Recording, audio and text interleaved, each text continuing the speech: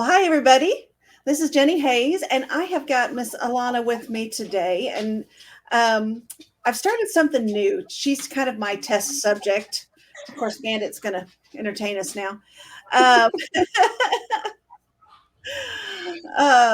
oh, no, it says it's having trouble on the public one and the other one. So all we're getting is YouTube. Well, we'll just post this afterwards. Yeah, that's fine. That's what happens when you try new things, right? You know what? Anyway, we have to try new things. well, if you don't try new things, you get stagnant, right? Exactly. Yeah. So I decided to put this together because I have all these wonderful friends who are business people, entrepreneurs that have got these wonderful purposes to their business. It's not just, go sell this widget to somebody and make money. And I couldn't think of anybody better to start this whole series with than Alannah here. So, thank you.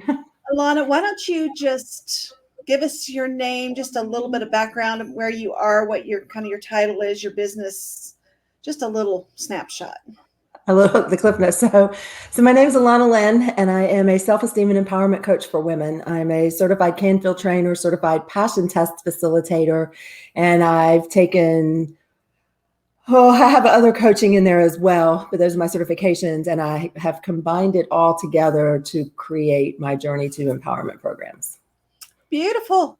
Now, here's the hard one. In 60 seconds or less, what brought you to this place? What brought you to this, the coaching journey that you're on? Wow, 60 seconds or less. Okay, well, so I am the mom of two addicts. One of my sons has over 3 years in recovery. The other one is still in the wind, as I call it. He's still out there learning the hard lessons. I am also a widow. I was for almost 9 years, my husband battled a brain tumor, and I was his primary caregiver. So at one point I gave up, I was a media buyer and ad executive for an advertising agency. So I gave up my career in advertising to be a stay-at-home mom. And then I became an author. I was a romance author, New York Times and USA Today bestselling author. But in 2015, my husband's condition was getting worse. The things with my sons were continuing to spiral out of control. And so in 2015, after I released my last book in October of 2015, I then gave up my career to be full-time caretaker for my husband, to try to do what I could for my sons, because at that point I still thought I could do something about that. After my husband passed away in 2016, I was completely lost. Like everything that created my identity was gone at that point. So then I started the journey, I guess, to figuring me out and recreating me. I was like this blank slate. I had no clue what to write on it. And so in that process, that's what led me to this. I know that was longer than 60 seconds, but okay, it's okay. But there's so many pivots and turns in your story. So, so what was it? The lack of knowing direction that brought you into the passion test, and that angle of your business, or what brought you into that specifically? Yeah, I actually started. So I was at a really, really low point in my life. One of the lowest places I've ever been, and it was this series of bizarre events. You might call them synchronicities. I honestly believe it was divine intervention that led me to this Jack Canfield event. It was called One Day to Greatness. And I remember sitting in that room and kind of feeling like starting to feel kind of excitement. Like I wasn't dead anymore. I was like, wow. I remember looking around and thinking, maybe life doesn't have to be this awful. Like maybe there is a way out of this, maybe there is a solution to this. And he was signing people up to go through his coaching program to be certified Canfield trainer. And my oldest son was actually at that event with me. And he said, Mom, I think you need to do this. You've always encouraged us. We've taken baseball, guitar, taekwondo, whatever it was that we wanted to do. You've always made sure that we could explore those things. It's time for you to do this for you. And I'm so grateful. So I started as a certified Canfield trainer. Through that process, I learned about the passion test, which I remembered that I had that book that I had bought probably 15 years before and had never actually finished the book. So after I did my Canfield certification, together, then I did my passion test certification, because initially I started my coaching working with wives and moms of addicts. If there is a hell that's worse than that here on earth, I don't know what it is. And I saw so many people, moms working 2 to 3 jobs, trying to pay for their kids' rehabs, cashing in their 401ks to pay for kids' rehabs, like completely losing ourselves. I remember the morning that I woke up and I just collapsed back on the bed. And I heard in my head, you could literally kill yourself trying to save them, and there's still no guarantee it would work. In fact, it probably wouldn't. And that was like right about the time that I found the Canfield training. That's why I feel like it was all, meant to be. So I originally started my coaching helping moms and wives of addicts to kind of reclaim their life, to switch the focus from obsessing and trying to save somebody else to focusing on the only person we can control, which is ourselves. And over the years, I've kind of expanded it because I see so many other women who are their, kids, they're empty nesters, or their kids are getting ready to leave the house, and they're kind of like figuring out like, what now? Like our whole identity is wrapped up in being a mom. And you can go through, if you look at social media networks that have like where you can use a screen name, like how many women use mom as their, like they don't use their name, their mom, something, like Arizona mom or, Carolina mom or whatever, it's like, 3 girls moms or whatever. And so I've transitioned. I still work with wives and moms, women who love addicts, but I wanted to expand because it's the same process for all women who want to try to figure out their identity after the kids leave the home, or maybe they're getting close to retirement and they're like, what now? Or, that just a different stage of life. I love that you see the pieces and how the pieces came together. When I look back on my history, when I was growing up, my family called me Dr. Mom. And then, 20 years of medicine and, all of this experience here and there, and no idea that everything was going to line up, where I was going to have the infertility, the PCOS, the prediabetes, and it does. It just kind of falls into this path that just leads you. And there's such a blessing when you can take all of those hurts. Because, you've been through some pretty heavy, painful hurts. I can't imagine losing the love of my life, and I've had experience with addicts before in my life. I can't imagine having my children as addicts. And so you bring a lot of experience with pain, but a lot of hope out of pain. Yeah. I've always,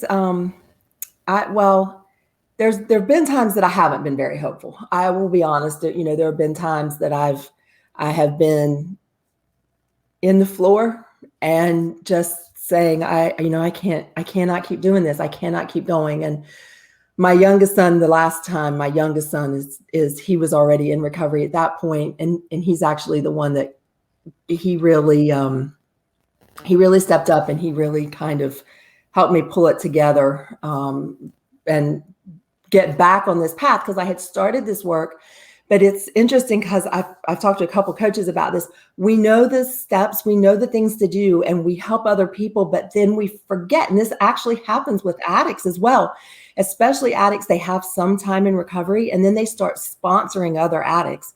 And then they forget to do the work themselves, and they often relapse because we get so busy like helping others and focusing on others again.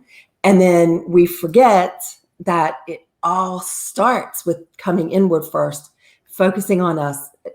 It's so cliche, but we can't pour from an empty cup, right? So I had done that. I was like doing the work, I was coaching, I was helping, but I wasn't doing the work myself. And so it's definitely, there were times that I wasn't sure that I was actually going to make it, but I've always said that I'm too stubborn to give up. And once you start kind of pulling up, from that really low spot, you have to start working yourself up in baby steps. You can't go from the basement to the penthouse in one leap. You have to build your way up.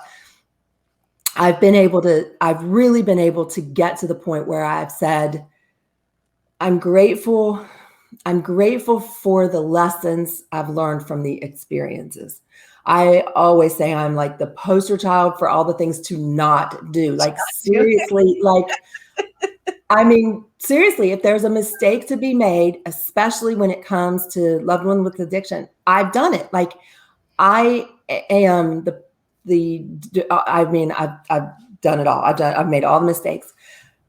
I'm still not, honestly, to be completely transparent, I'm still not grateful for the things, for the events, for all that's happened.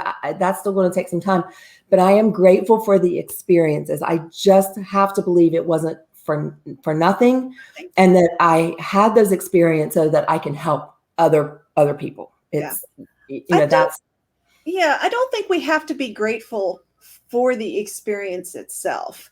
I am not in any way, shape, or form, nor will I ever be grateful that my father passed away in November of this last year, especially because, I did keep telling him, look, you look like you have insulin resistance, and he died of a sudden heart attack. I will never be grateful for that. But the piece that I found, and I think it's the same piece you found, is that you can be grateful that story, that learning, that love that you have can then be passed on to keep somebody else from having that same trauma. Or if they go through that trauma, at least not go down as deep as you did. Exactly. That's exactly right. It's, that's what I say. If I can help other people, shortcut it, this, not step in all the holes and all the landmines, all the, like you're saying, not go down as deep. That's really is my passion, is to help people. And the other thing is that I always say that I try to say, if I say I understand, I try to be really careful and only say that if I truly understand, because sharing stories, it's important. It helps us know we're not alone. It helps us know that somebody else has survived this. It's like, if you're going to go through the jungle, why not go on a path that's already been cleared? Why fight the weeds and make your own path when there's already a path there to get you out quicker? And that's kind of the way that I kind of hope that I can help others not have to beat a whole new path. Yeah. And I think that's why coaches still need coaches. Exactly. Because the person that you're leading as the coach through that jungle may know there's a path and may be able to lead somebody else, but it's like they have blinders on to themselves. And I always laugh when I go to my coach, and it's like, okay, I've got this head trash, and I know it's there, but I don't know how to get rid of it. And it's like, okay, what do you tell your clients? It's like, yeah, but it doesn't work that way. I know. And I said the exact same thing last week, I think, to somebody else. It's like, I have a friend, he's a male coach. He's more of a business like business coach. And he was turning 40 last week or a couple weeks ago. And he said, I've been really struggling with this. Like, I've been kind of in my head. And like, I always had this like mental picture that 40 is old and fat and bald. Like he had this awful picture of 40, and he was really kind of freaking out about being 40. Well, he just happened to have, I mean, I don't know if he happened to have, but he said, I just spoke with my coach today, and I realized, man, like what I had done, like you're saying, that head trash. And he's like, I realized what I've done to myself. And he said, we know this, like I can teach somebody else about this, but exactly what you said, we have blinders ourselves. So, I mean, yeah, I mean, everybody, I mean, a coach that, I was talking to yesterday, she said, I have a business coach, but I also have a personal coach to help me with some other stuff that I want to work on. So yeah, coaching is. And I think it's funny that, we have all the books. I'm sure he's got a book somewhere in his library that tells you. He's written a book. It says, when you turn 40, it's okay. You don't have to think about being fat and bald. It doesn't mean anything. You're giving it to yourself. But yet having all that knowledge does nothing for us, because we really need that other person to help guide us through. And it's such a beautiful relationship. Yes, exactly. And one of the quotes that I found in my training the other day was, every master was once a disaster. I love that. And I can attest to that. And it's faster with a master. Like the whole process is faster if you can find somebody that's cleared that for you and just follow in their steps. Yeah. Yeah. I think, what was it that, we were in a class together last night. I'm trying to remember what it was the lady said about next level, bigger or higher level, bigger devils. Yes, right. Yes, and I used to have a coach that kind of she would describe it as like a spiral. She was one of my coaches that really helped me with my stuff with my sons. And she would say, okay, so like you get this lesson and you kind of, it's almost like that peeling the onion type of thing. You get this lesson here and maybe it's kind of superficial at this point. And then, okay, so you think you've mastered it, but there's a deeper level to go. And then you have to kind of get that, learn some more on that level. And you go deeper. You can always go deeper. And that's where I think that coaches help us too. They help us keep digging deeper, exploring more, kind of getting to the root of things, just exploring more about ourselves, because there's always more to learn. There's always more to learn. And it's beautiful. It's also irritating sometimes, when you have to go back and relearn that same lesson over and over again. Mm-hmm. So, Alannah, you have got something really exciting coming up, and you're going to be inviting the people that watch this to participate. Why don't you tell us about that? Yes. So on Monday, I am doing, it's a challenge. It's called Purpose Power Up, 5-day journey to activate your greatness. It's going to be, it was live streamed into my group. I have a Facebook group called the Wise Women Community, and WISE is actually an acronym that stands for using our wisdom, intuition, inner strength to be empowered. And so this challenge will be in the Wise Women Community. It's a 5-day event with so it'll stream from noon until 1 Eastern time. Into the event. Replays will be available in the group, so you can watch it later. And then on Saturday, I'm doing a 2-hour masterclass to kind of pull it all together and talk about some of the things, the blocks that might get in your way of actually like doing the thing. Doing the thing, yeah. Doing the thing. Again, it goes back to sometimes you get all the pieces, but you're not quite sure how to put them together. Yep. And I have this lock. And that's actually what I talk about. Like the whole challenge is kind of built around, if you have the right numbers in the right order, this lock has to open. It doesn't matter who you are. It doesn't matter what your background is, your current circumstances, your gender, your race, nothing.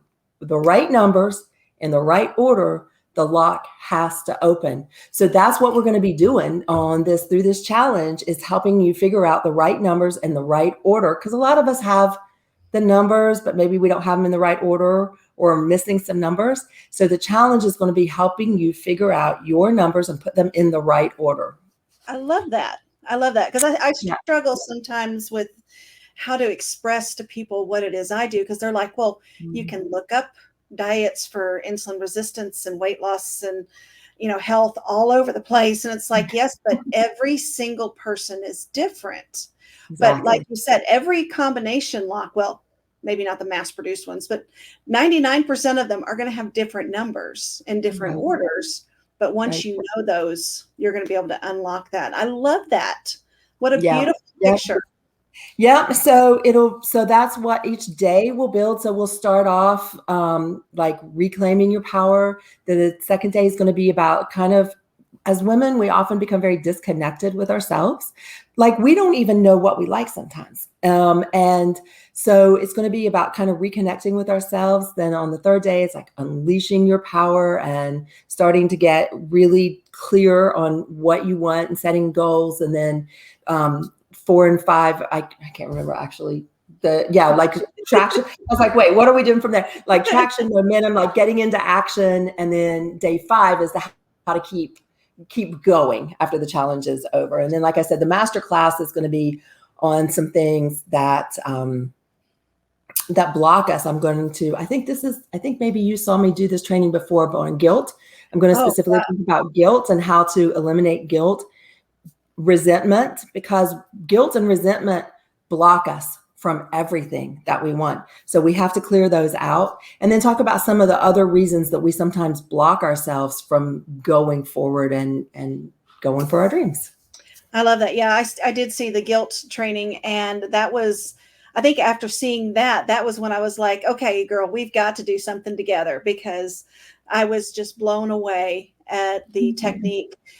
There's a lot of people out there that'll tell you how to deal with guilt, and a lot of it is just supposedly just forget it and don't worry about it. And meditate it away, breathe it away, pretend like it doesn't happen, and that's just not the way to do it. And this girl here's got the key. So, you want to make Well, sure. I'm glad that you found it helpful. It really figuring out, going through that process and eliminating guilt from my life was really probably one of the biggest keys in turning things around with my sons. Because addicts are master manipulators. Like there's nobody that plays the game better. There's nobody that plays the game better than an addict. And when you put 2 of them together who are working against you, it is it's next level. It's next level. But when I learned how to eliminate guilt, because at that time one of my sons was homeless, and I was like, I mean, it doesn't matter how old they are. A mom doesn't let her son be homeless and hungry and tired. And he was calling me, and I wouldn't give him money for food. And I knew I was doing the right thing, but I was still really struggling with it. And once I learned this process, then I'm like, oh, I've got it. It just changed. Yeah, I can do this now. Everything. Yeah. Yeah. Yeah. All right. Well, the website is here. It's in the chat, which I believe will also show up. And make sure you check it out. If you have any doubts, you can always message me. And I'll be happy to get you the information. And Miss Alannah, thank you so much. It was so much fun. Thank you. I always love talking to you. Thank you so much. Yeah. And you have a wonderful, blessed day, and I'll see you soon. Yes, that sounds perfect. Thank you so much. Thank Bye. you. Bye.